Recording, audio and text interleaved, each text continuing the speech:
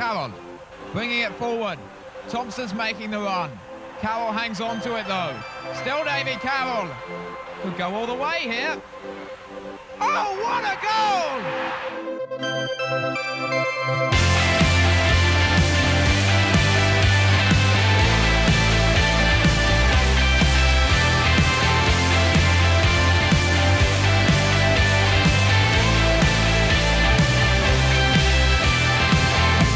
I'm Phil Catchpole and welcome to episode 15 of Ringing the Blues. We have a packed show this week with interviews with Tom Hancock of Chairboys Central, the takeover latest from Rob Couhig, book talk with Darius Charles, music chat with Gareth Ainsworth, plus the action and reaction from the Burton Albion game at Adams Park. But first, let's head to Mexico City to hear from our old friend Uri.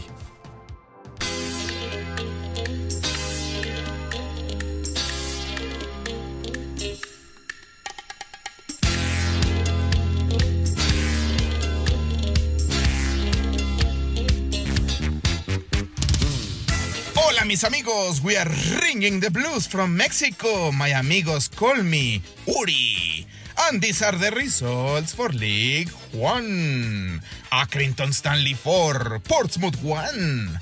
AFC Wimbledon 2, Doncaster Rovers 1. Fleetwood Town 1, Gillingham 1. Ipswich Town 1, Bristol Rovers 2.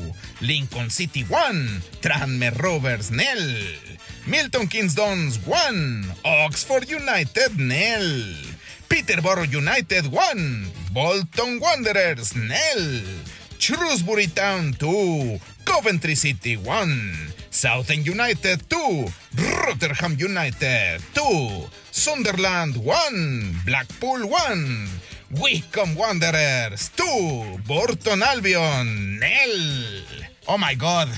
The Wycombe Wanderers, the Chairboys, are in such a great shape. They are in a glory moment. Let's celebrate. It's starting to get a bit unbelievable now, but then again, it's Christmas. So let's celebrate and let's toast for that promotion that will come in 2020, hopefully. Cheers! Salud, we say in Mexico. So now we can have our segment of Chairboys Spanish. This week we will learn some numbers in Spanish. Yes, as the Count Von Count did in Sesame Street. Do you know how did we call Count Von Count in Mexico, in Latin America? It's called El Conde Contar. So here we go. Número 7, as in Wycombe Wanderers are 7 points clear at the top of League 1. Number 7. Number 6, 6. The Chairboys haven't conceded a goal in the league for 6 games. Número 6, 6. Number 12, 12. Wycombe are unbeaten in 12 league games. 12-12. 13, 13.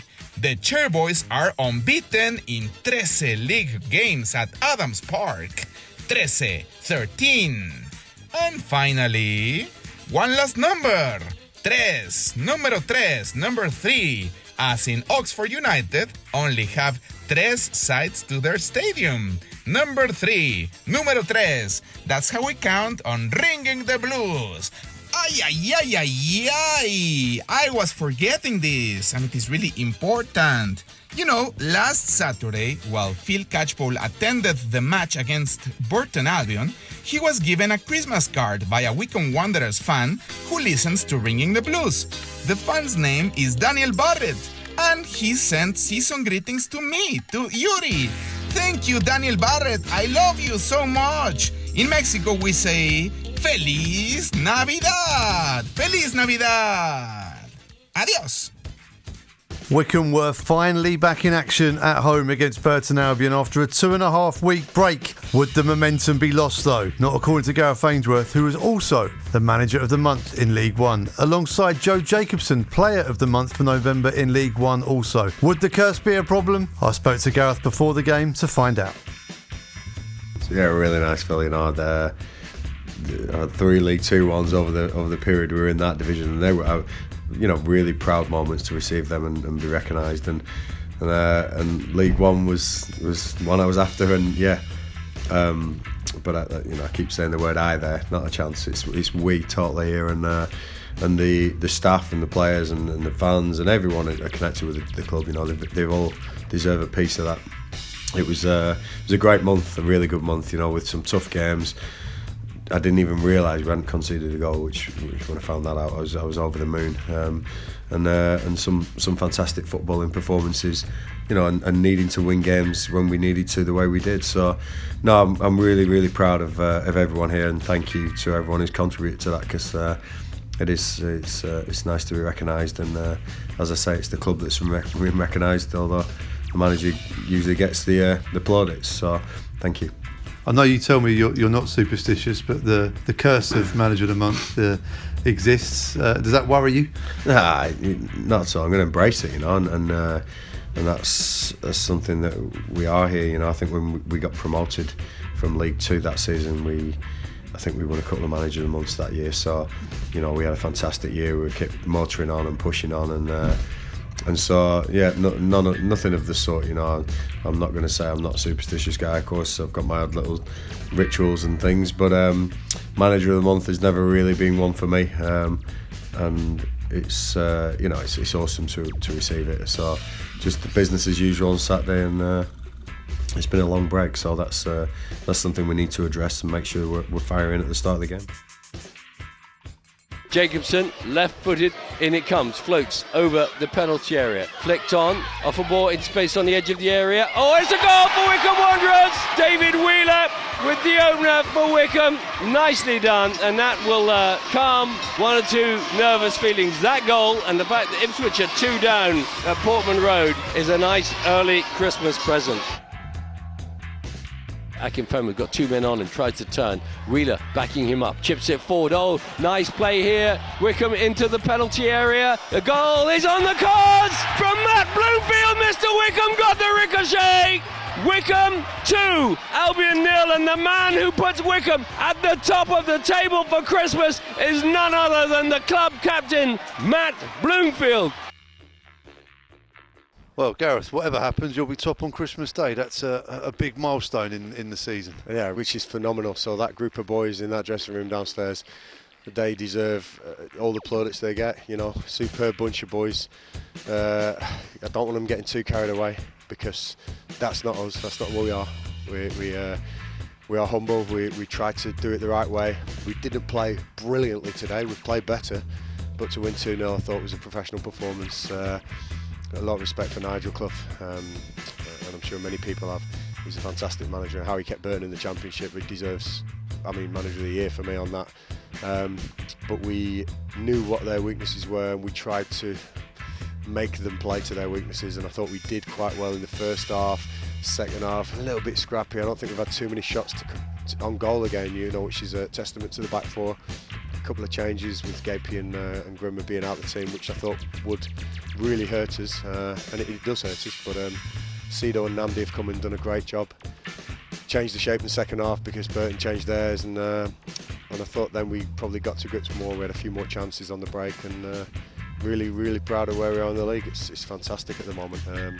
Like I said, nothing's achieved yet. We're not even at Christmas, and I'm not going to be this naive manager that thinks we've cracked League One. Not a chance. You know what they say about teams who haven't played at their best but still win. It's a good sign, isn't it? Yeah, but teams that don't keep playing at their best don't keep winning, and that's something that that's a my saying.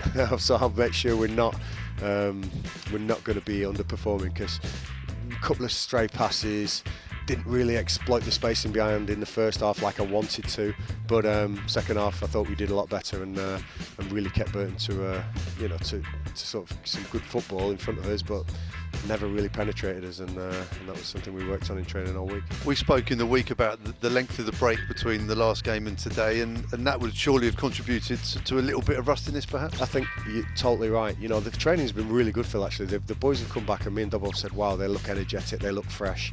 But you come to a game and you can never judge, you can never really tell until the game. And if I'm honest, I thought we're just a couple of percent off it because of the break, nothing else. But matches and momentum keeps you going, keeps you, your body feels that every week, that routine that it's in, and we've not had that for 17 days. We we got it today. We got it back, and I'm sure Oxford will be back to usual. But we didn't get away with it today. We performed well. We won the game 2-0, and we deserved to. But it was nice that we've not been brilliant, but we've won the game.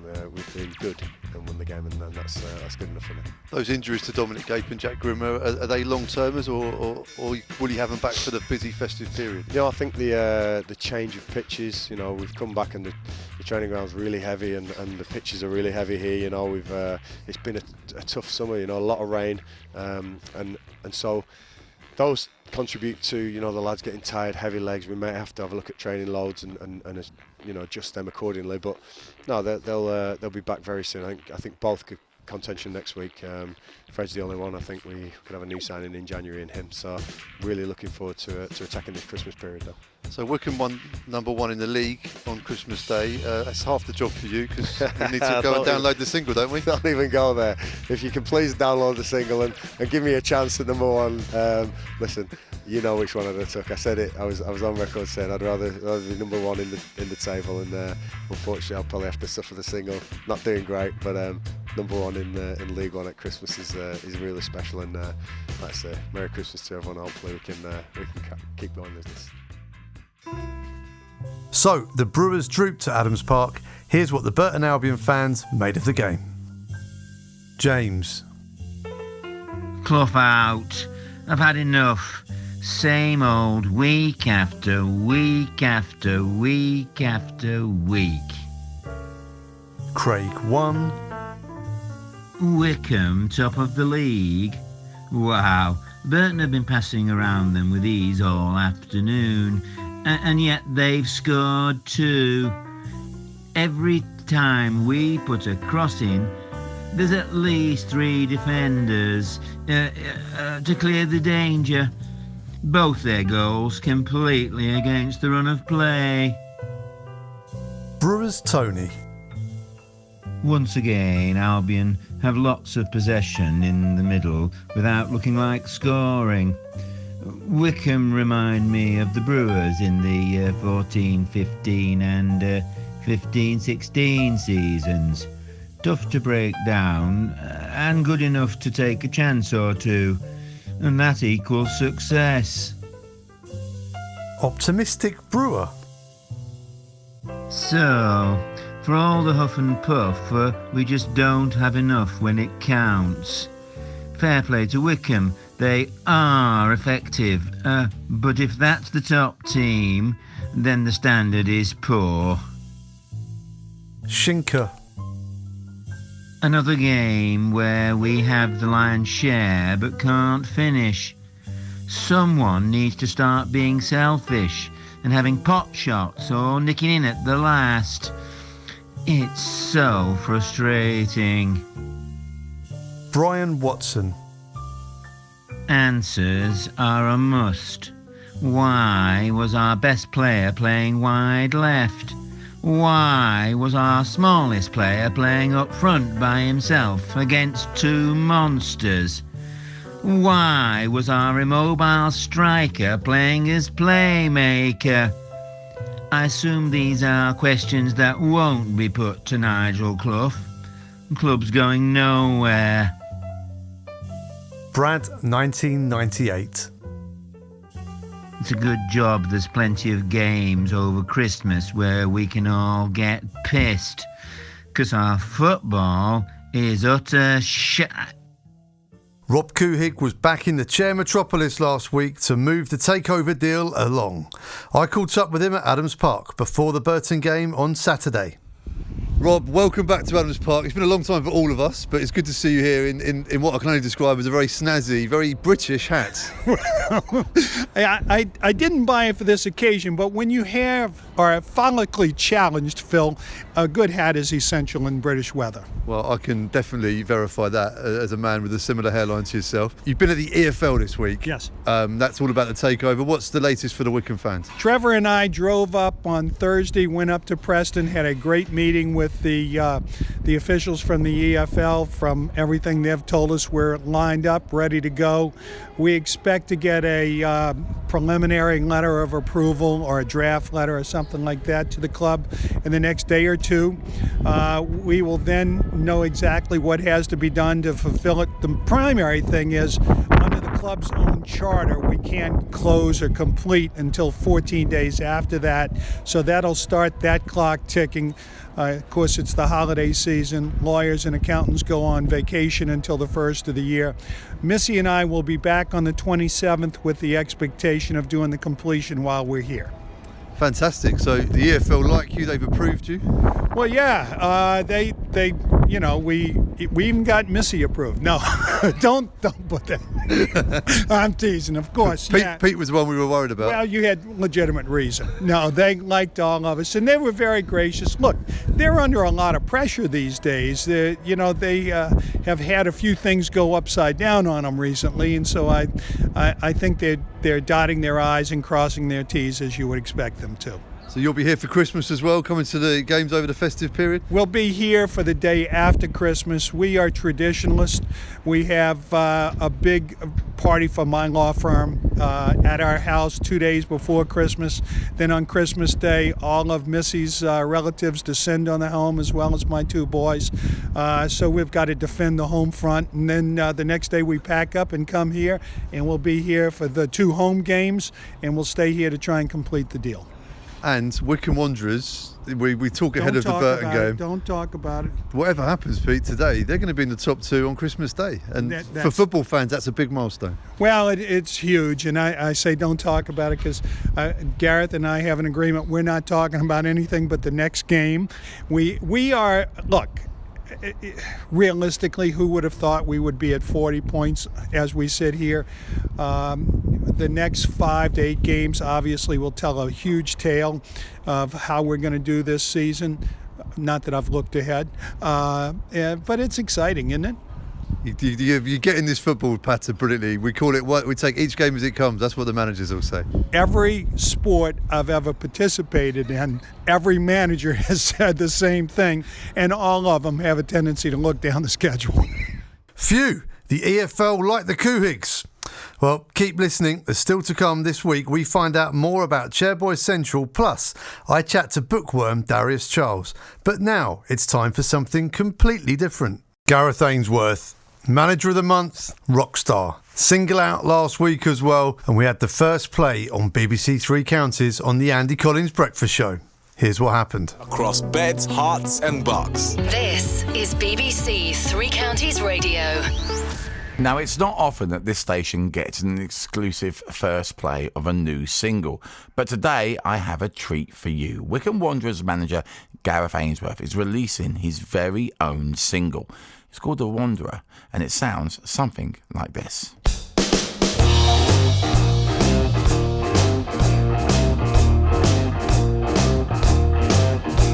Well, I'm the type of guy who will never settle down. The pretty girls are, well, you know I'm around. I love them and I kiss them, 'cause to me they're all the same. I hug them and I squeeze them, they don't even know my name. They call me the Wanderer, yeah, the Wanderer. Now, we'll play the full track for you later this morning, and I'd love to get your reaction to this as well. So what do you think of all this? Well, ahead of all of that, our reporter Phil Catchpole has been chatting to Gareth's dad, Bill Ainsworth, about where his music talent comes from. Growing up in his sort of formative years, 10 to 14, 15, I was a big rock and roll fan. A little story, I liked The Who, and I used to play The Who records to him quite a lot. And Pinball Wizard was one of my favourites, and of course there's times in that particular song where Pete Townsend hits the guitar. I used to turn the volume up for Gareth at that point, and after that he just sort of latched onto the rock and roll era, and his mother was a very, very competent professional singer. They used to do little duets together in the house, and I must admit I never thought Gareth's voice was as good as it sounds now then. But I think that's the influence started there in that sort of period. When did he make the choice between being a singer or a rock star and then a footballer? Was that at a young age? Yeah, I think when he was 16, he always wanted to be a professional footballer. As soon as Blackburn Rovers gave him the opportunity to sign on, and it was a YTS system then, I think 25 quid a week or something for 2 years. He promised me at that point that if it didn't work out, and we never thought it would because the fallout rate was horrific, that he'd go back to studying. At 18 he got released. He was heartbroken. It was on his 18th birthday. I think that's been well documented that he was released. I said to him, look, give it another 3 or 4 months, let's see what happens. I wrote to a few clubs. He still liked his music, he was still listening to his music, but at that point he was determined to become a footballer. And ultimately Preston gave him a mini contract. He played a little bit of time with some non-league clubs, but once he got that first professional contract, I think he was hooked on football. And it's latterly only in management that he's more or less, I keep hearing him saying he prefers the Mick Jagger type lifestyle to the Lionel Messi, but that's latterly. So it's fair to say the musical talent comes from his mother? Absolutely, yeah, absolutely. There's Liam, his brother, and myself are complete non-singers, hopeless, tone deaf. Chris is magnificent. When I met Chris, she was singing in front of 2,000 people who were paying to listen to her sing in Manchester. So you're talking real sort of professional vocalist, yeah. So Gaz is top of the league with Wycombe Wanderers. Will he be top of the charts at Christmas? I can't imagine for 1 second that'll happen, Phil, but the way things have gone this season, I would say with Gareth, nothing is impossible.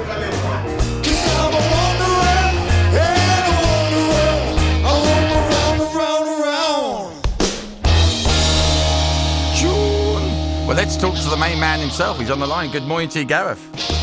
Good morning. How's it going? I'm all right, Rockstar. How are you? I'm all the better for hearing that. Yeah. So how did this all play on the radio? How did this all come about then? Yeah, it's obviously well documented. I've been in bands. My mum was a singer when we were growing up, and that was her job. And I've taken that mantle on throughout my football career. I was always going down the music route. Football took over, but kept the music going and been in bands now for probably 20 years as a singer. Play a little bit of guitar, but not anything special. And yeah, when Pete and Rob Couhig came in, Pete Couhig, one of the potential American investors. He's huge in the States on his music, and he's got a couple of interest in a couple of music companies over there and sound companies, ProSonus being one of them, PreSonus.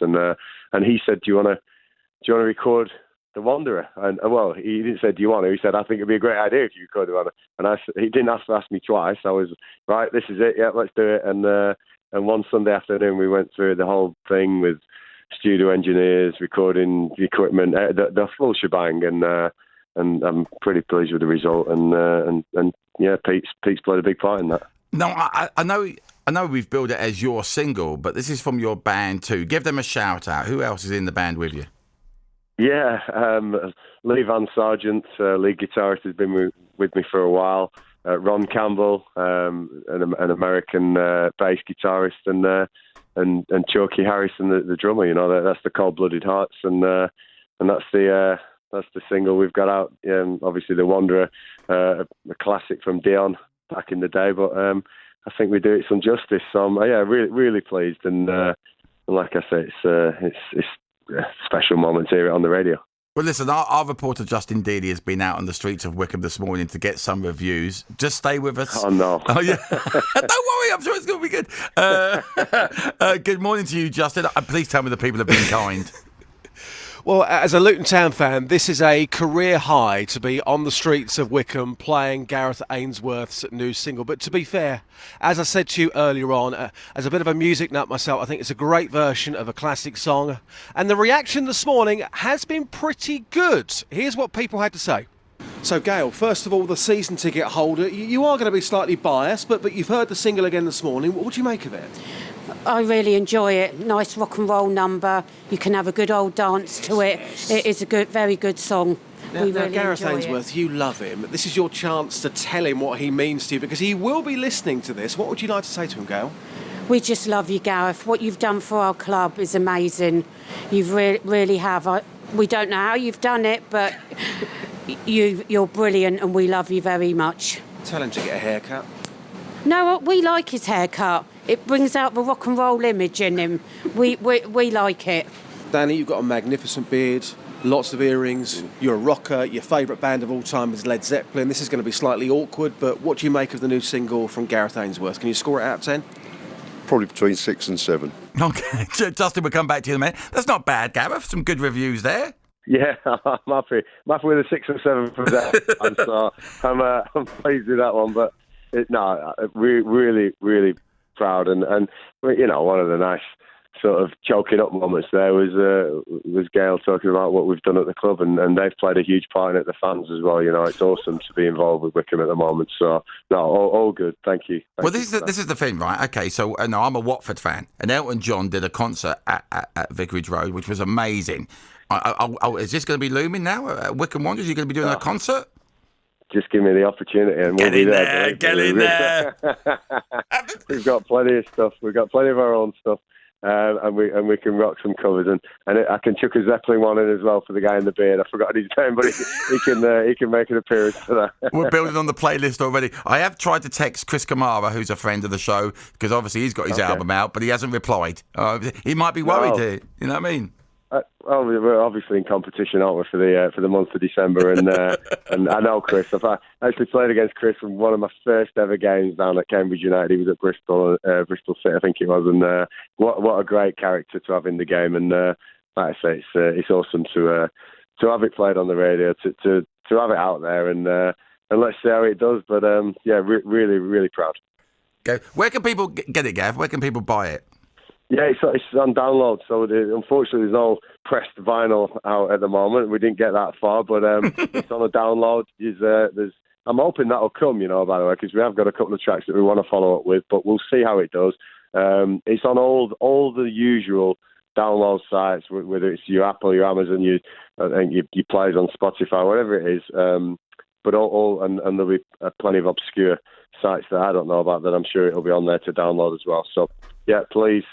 Put us on the map, and I'm like I say, really proud, and hopefully we can make an impact both on and off the pitch over Christmas.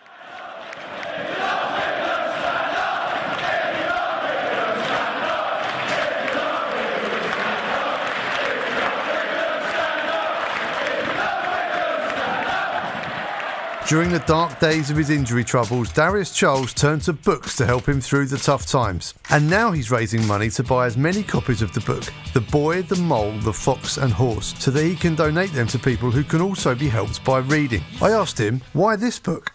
So it was a book that was recommended to me, and I saw it in the airport as I was off on a little short breakaway. And as I picked it up, the clerk at the store was like, "Oh my God, this book's amazing! Like, it's my favourite book," and it's actually been voted Waterstone's Book of the Year, and it's called "The Boy, the Mole, the Fox and the Horse," and it's a very easy to read book. You get through in about 10-15 minutes, and for me, what I got out of it was it has a real profound message pertaining to life and what life's truly about, and kind of unlearning the things that we believe to be true, and almost the things that keep us from living our life to its fullest, because of fear and apprehension. And it just kind of talks about, love being success, and what your life would look like if you weren't too scared to follow your dreams, and not being fearful of failure, and understanding that failure, so to speak, is part of a journey toward success. And you want to raise money to buy as many copies of this book, and once you've got all those books, what are you going to do with them? So I've got a GoFundMe at this moment in time. It's to raise £1,000 to get as many copies of the book as possible. All the money goes towards getting the book. It finishes Sunday, and we're at about £600 now. So it'd be incredible if we get to the £1,000 mark. And the idea is to give the books to schools or children that are in deprived areas, and also women who have been victim of domestic abuse, domestic violence, because I think the message of the book is very empowering, and these are the type of demographics that come from places where, or have been tormented by experiences that may not empower them, may not feel as though they are worthy, that life is for them, or that they can achieve. But when you realise that true achievement is living by your rules, by being unapologetically yourself, then you become empowered and you live your life how you want to, and you determine your future, and you don't allow life to dictate to you how you should be. You've been on quite a journey yourself. Has reading really helped you in those times? Reading, among other things, has probably been the biggest thing that has helped me not only grow, evolve, change my life, but I would honestly say it saved my life. At a period in time where things were very, very difficult for me. Reading has opened up a complete new world to me. You know, it acted as a place of solace when life was just too much. It's helped me obviously learn new things, open up my eyes to new things, and because of that, I'd like to think I've become a better teammate, a better dad, a better uncle, a better friend, just an all-round better human being. And I think a lot of times we always talk about making the world better as an external thing, you know, going around and helping everyone else to make the world better. But I think you truly make the world a better place by being better yourself, and that energy, that aura that you walk around with is part of making the world a better place. It happens intrinsically. I mean, this may be a lazy assumption, but I mean, many football fans, and I include myself in this, will see athletes and footballers, and they'll see you developing your bodies and your muscles and stuff for match days. But you know, footballers reading, it's not something we hear about much. You know, you've been around a lot of dressing rooms in your career. Is it common for footballers to read books, and a lot of books? I mean, you know, I've obviously been a professional footballer for almost 14 years now, and it's not something I've been aware of, being in the dressing rooms I've been on. Maybe players have read and they've just not, you know, spoken about it openly. The reason I do, and the reason I really champion it, is because of the journey I've been on. And I feel as though part of giving back is, you know, explaining and showing and showcasing what has helped me become the man I am today, you know. And I think it would be criminal for me to keep it a secret. You know, you got to pay it forward. Something has had an incredible change in my life for the better. It would be criminal, as I say, to not give that, or try and give that to as many people as possible. As well as this scheme raising money for kids' books, you're part of a book club as well. And I mean, I've read a couple of those books too, and they've had a big impact on my life. So I can kind of hear what you're saying straight away. And like I say, people don't perceive footballers and think, yeah, books and stuff. And do you think now, as time's evolving, people have to start reimagining what they think footballers are? Yeah, well, I mean, you know, it's through no fault of their own, you know. I mean, I guess I would say footballers probably don't generally read either, because, like you say, we're focused on our bodies and making sure we are athletically at our peak, you know. Everything we do tends to be really focused on the physical aspect. But we're fortunate enough to be in a dressing room where, you know, the psychological side actually it takes precedence over everything else. And I think the way society is going now, especially in, you know, athletes and sport, they understand more so now that, you know, the mind commands, the body conquers. And if your mind's not right, your body can't do anything. And you really do need to hone the abilities that your brain is capable of. And for me, that's reading, among other things like therapy. But yeah, that reading really does add to who I am as an athlete. You know, I'm playing arguably the best football of my life, you know, and reading has definitely been a reason as to why. You're making quite a story yourself, professionally, personally. Do you reckon that might be a book one day? I don't know. Everyone's always says, you know, you should write a book or whatever, but I honestly don't see what I've done that is, I don't want to say not inspirational, because people obviously find it inspiring, and I'm extremely pleased for the people that take inspiration from my story. But I'm just living my life, you know, so it's almost like this is just part of who I am, and maybe I should take a step back and really give myself a pat on the back for where I am. But for me, a life of service is more important than what I do for myself. So I'm extremely pleased, as I say, that my story can help people get up out of bed or change their diet or decide to do, change their lifestyle, it really does please me. But, for me, it's just kind of, I'm just grateful for every day. So it doesn't really make a difference to me.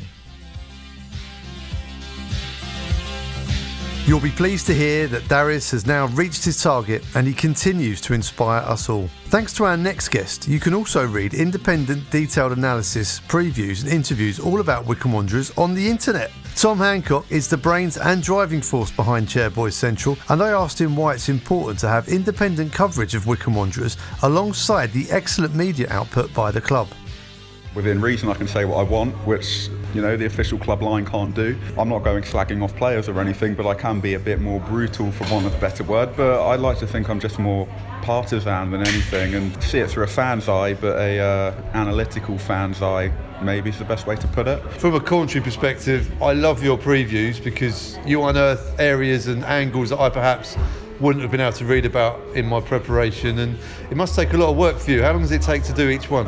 Depends how much time I've got on that particular evening, but I will literally take up all my spare time doing it because I have nothing better to do. I'm either watching football, reading football, writing. Typically, if I take out all the procrastination, going on Twitter in the gas room and whatnot, hour and a half, 2 hours, maybe in total, including the research. So not really that long, but I'm a terrible procrastinator, so what you see is the result of getting up, making about 3 cups of tea, going on Twitter, scrolling through, not really achieving much, going back, oh no, I have another 5-minute break now.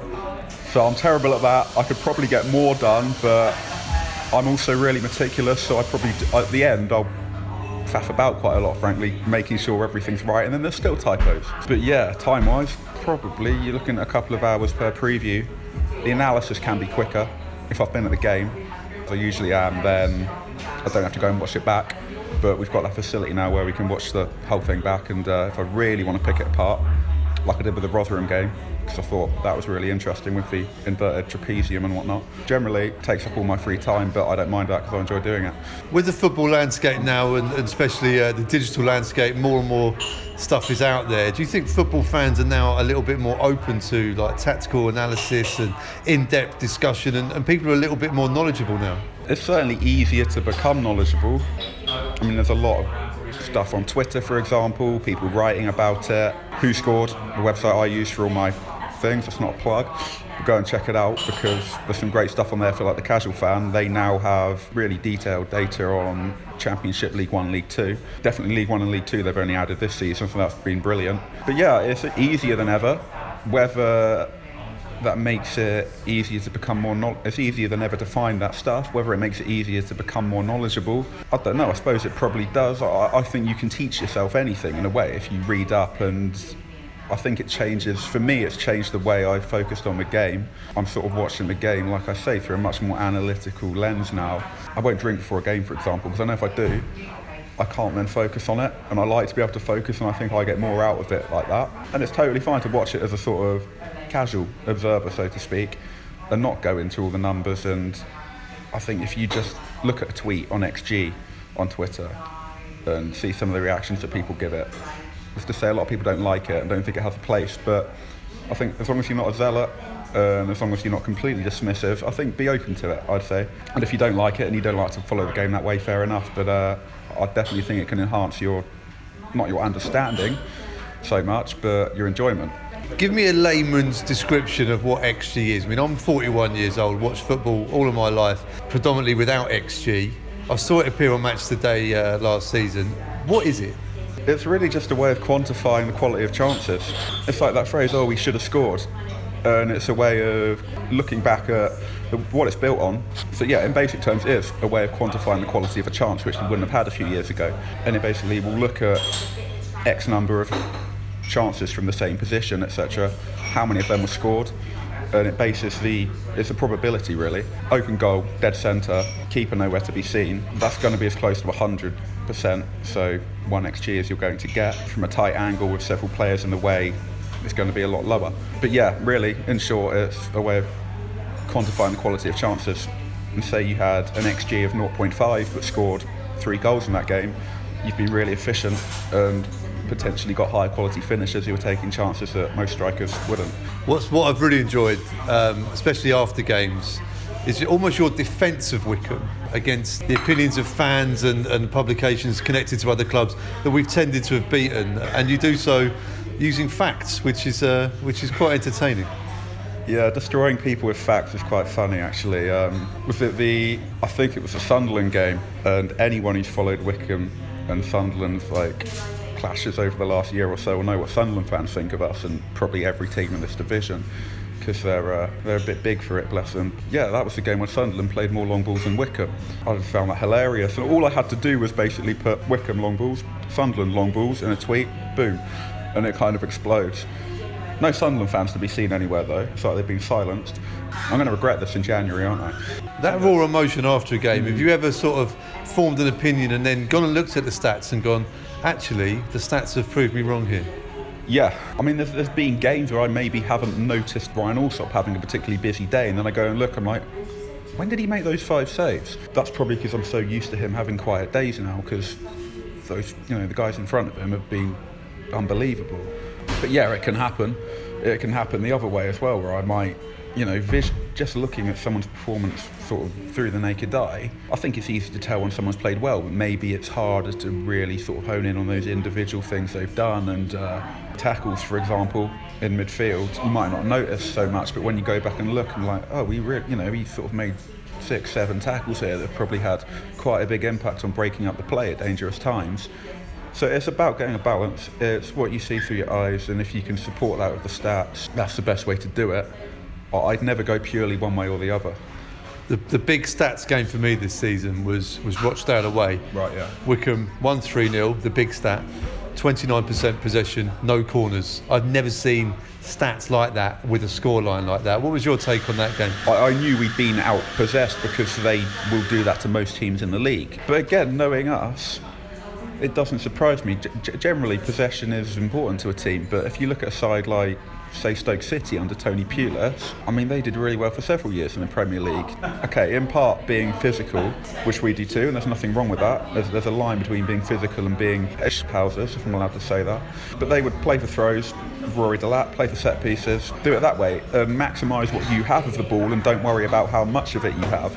Whereas Rochdale, who are on a bad run at the moment, that game, it was strange to watch, really. It did look like a manager who set them out to, go for style over substance, or maybe hadn't quite developed it into the substance yet. And I would have to question whether most teams in League One could play that way effectively. It does happen. Go down to League Two. Swindon are doing it really well. This sort of nice short passing, attractive style of play. Yeah, that game, we took our chances. I mean, we were helped by the keeper, Rochdale's keeper, Robert Sanchez, who, before that game, he looked a bit erratic and he sort of carried it into that. But here you go, Akinfenwa, free header. But the others, yeah, we just took our chances well, and we looked in total control in that game. These teams who will pass it around in their half, Lincoln did it as well, passed it around at the back, have it. Gareth Ainsworth has said that he feels that he's developed tactically as a manager over his time at Wycombe. You watch Wycombe probably more analytically and closely than most. What do you make of that? I mean, I've only really noticed it maybe the last sort of year, and I think that's also this season is obviously largely down to the kind of calibre of signing we've been able to make in the summer, but they've only really supported the core that was already there. So pinging long balls to the beast hasn't gone, but we've sort of mixed it up a bit more. We're able to, I don't think we have our main way of playing is going direct, but we can do that in different ways. Generally, Gareth sort of, he adapts, doesn't he? Rotherham, that 4-3-1-2/2-1, the inverted trapezium, which, if you go on the site and look at my Rotherham analysis, you can read my take on it. I might be wrong, but I like to think I picked it apart quite well. But he's done that. We went and played our usual 4-3-3 at Tranmere in the cup game, I think, but then switched to a 4-4-2 for the league game. Whether that was just to keep them on their toes or he'd spotted something else, I don't know, but it worked. We tried a 3-5-2, which did backfire in the first half against Peterborough, but then he reverts and he set that 3-5-2 up with Giles Phillips as one of the extra centre-back, so he can switch to full-back, which he can do.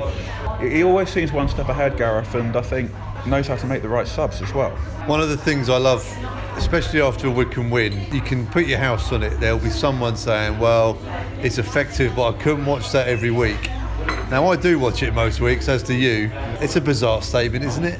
I do feel sorry for some of these supporters. We're talking about Plymouth here, aren't we? Let's be honest. There's several guilty clubs who do this, and it is a weird statement. It's just become so common now. It's just like, are they all working? Is there like a list of stock phrases, like a sort of Dropbox file between all these opposing fans of what to say after Wycombe beat you? You know, how to cope. But I just don't get it. These are usually fans of teams who are underachieving and are quite unhappy about that. Don't you want success? Why does it matter how that comes? Is there a snobbery in football, whereas not only have you got to win now, but you've got to sort of recreate sort of mid-70s Brazil whilst doing so? Yeah, do fans actually care? I don't think Wycombe fans care. I would like to think any fans whose team are playing really well and top of the league and whatnot don't care. But there is a snobbery. You hear that phrase, oh, they play the right way. I mean, Arsenal used to play really nice stuff, sort of even in the later years under Wenger, until it really faded right towards the end. But they weren't winning anything for like most of that last decade. I think Arsenal's a good example because I'm old enough to remember the George Graham 1-0 to the Arsenal, the offside trap. That wasn't entertaining to watch, but those fans of a certain age would have celebrated those titles just as much as the ones under Wenger, surely. You'd like to think so. I mean, look at sort of Wimbledon, late 80s into the 90s. I mean, I'm too young for that as well, but I've seen enough, and I know that any team that had Vinnie Jones in it wasn't going to be nice. People sort of compare us to them, and the only game I think we've really gone close to that, and you'll have a better idea of this than me, was the Sunderland home game last season, where we did go overboard, but I don't know, generally no. You go on the Ipswich forum, there was a comment this week saying that we're a horrible team, physical, streetwise, but effective. And like, we're not horrible. If you look at discipline, we're actually total cards. We've received the fewest in the division. Even if you make Reds count double, I think that only puts Doncaster as better behaved than us. But yeah, what's wrong with being physical? And what's wrong with being streetwise? If they mean flinging yourself to the ground a lot, I don't particularly like that. I'm not going to name names, but we do have certain players who are more guilty of it than others. Where can people find you? Where's the hot analysis on Wycombe Wanderers? So it's chairboyscentral.com. On Twitter, due to the character limit, the handle is actually Chairboys Central without the A, so it's Central, or search it in Facebook, it should come up. Other than that, I'll post everything in the gas room, get a lot of my traffic from there, so thanks to those guys. I think it'll keep progressing. I mean, a lot of it's trial and error at the moment. I hope by the end of the season I'm really established. I've got plans for more, and keep supporting me, and thanks for everyone who's been reading so far. Right, that's your lot for this episode. Many thanks to Tom Hancock, Bill Ainsworth, Darius Charles, Vital Len, Rob Couhig and Ballroom Bill for the goals commentary. Come on, you Blues.